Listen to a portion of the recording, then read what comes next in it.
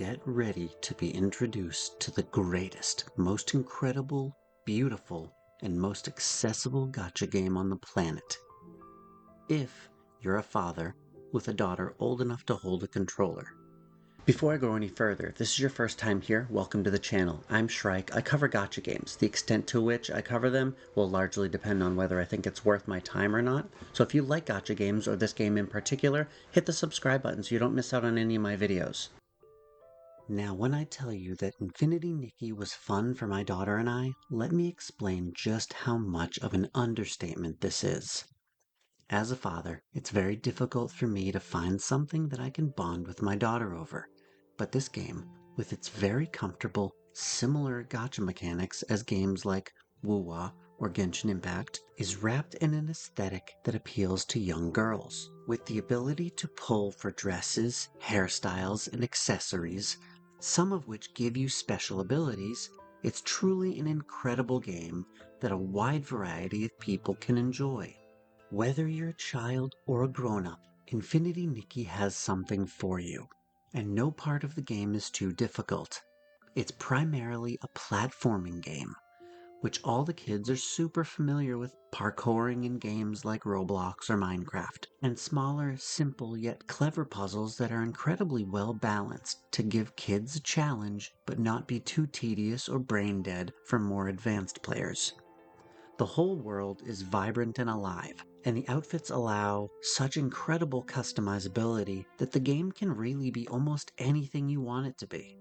I still have yet to find goth death metal Nikki, but I can get pretty close, and they're coming out with new outfits and accessories all the time. As for the story, it's your typical isekai. Nikki is sucked into another world with her best friend / talking pet Momo, who thankfully seems less annoying than Paimon, and right away meets some super powerful imprisoned goddess that sets her on a path of finding the miracle outfits, which takes her down to the city where she meets the other stylists and joins their club. They did a great job of making the world feel lived in. The characters have a lot of personality, and though some seem to be generic NPCs, enough of them are unique that it doesn't ruin the immersion. There is a main storyline that you can follow, during which you unlock more and more miracle outfits that grant you different abilities. But for the most part, you are almost immediately free to explore the large world and discover secrets, do puzzles, and find things called whim stars, which you'll use to unlock outfit recipes. This is my daughter's favorite way to play the game, and doing so fortunately still rewards her with enough premium currency to take part in the gacha, which is actually pretty good. There are outfit banners, and each outfit has multiple pieces to it, so pulling multiple times on the same banner will be necessary to collect the whole outfit. But the rates aren't bad at all. It's good enough that gacha veterans don't feel like they're being handed everything without even trying, but also low enough that gacha newbies like my daughter still get to feel that excitement when they get a rainbow fairly often. At one point she did 3 10 pulls and got a rainbow on each one, so another area where I think they struck a really nice balance. There is combat in the game, but it isn't difficult.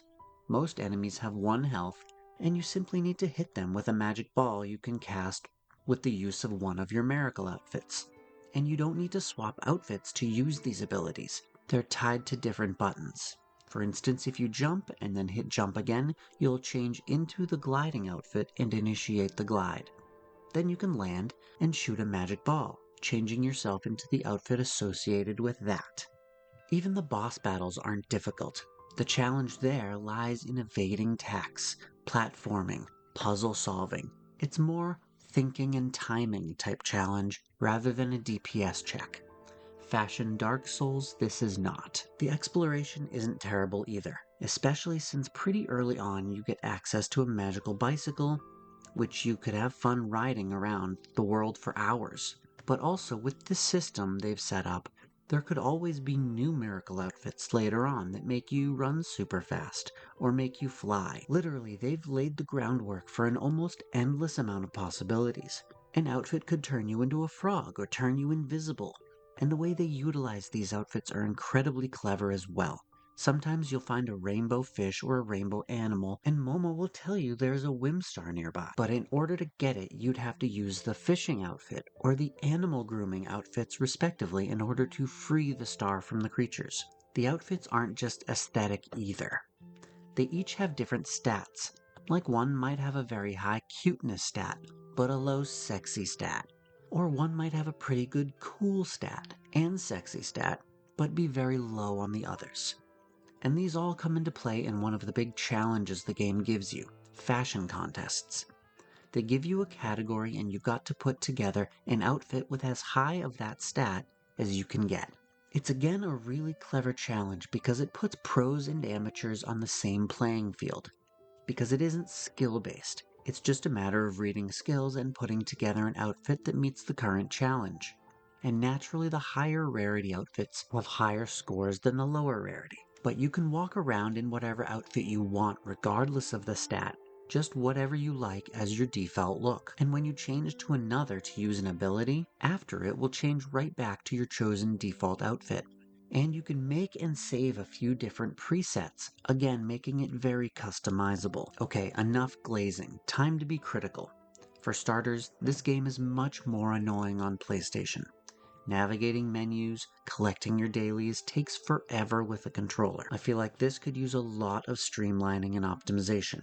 And gameplay, if we're being realistic, this game can't really compete with the likes of Wuthering Waves. The story isn't as good, the character models, world, and puzzles are also inferior. And do I even need to say it? The combat is as far from woo-wah as you can get. Unless you just prefer the aesthetic or like I said, you've got a daughter, I really can't see playing this game over woo-wah. But I don't really think it is directly competing with it. Sure, it's competing for playtime in the same space, but it's trying to accomplish something entirely different. It's existing in the same space, but it's trying to carve out its own niche. Like Genshin Impact did. It existed in the gacha space, but did its own thing. And just like happened with Genshin, I believe more games will follow Infinity Nikki's lead. I think this is the beginning of a new type of gacha, one that takes itself a lot less seriously than games like Genshin Impact. There won't be sweats or pay-to-win tryhards. It'll be a cozier, more relaxed gacha that's a lot more accessible to the younger audience. Like an introduction to gacha games, rather than diving right into the bigger titles that have extremely low rates and potentially very predatory practices. So in closing, I'm going to give Infinity Nikki a 6 out of 10. Definitely above average, a lot of fun to play, but has some room for improvement. I believe this game could achieve an 8 out of 10 if it fixes a few issues it has. But more importantly, I believe that this game is walking so that another game in the future can run, like Genshin did for woo Nikki is the pioneer, and she will most likely not reach perfection, but those that follow can learn from her mistakes and create something truly amazing. But that's it for me. I'm gonna fly. See you in the next one. Bye.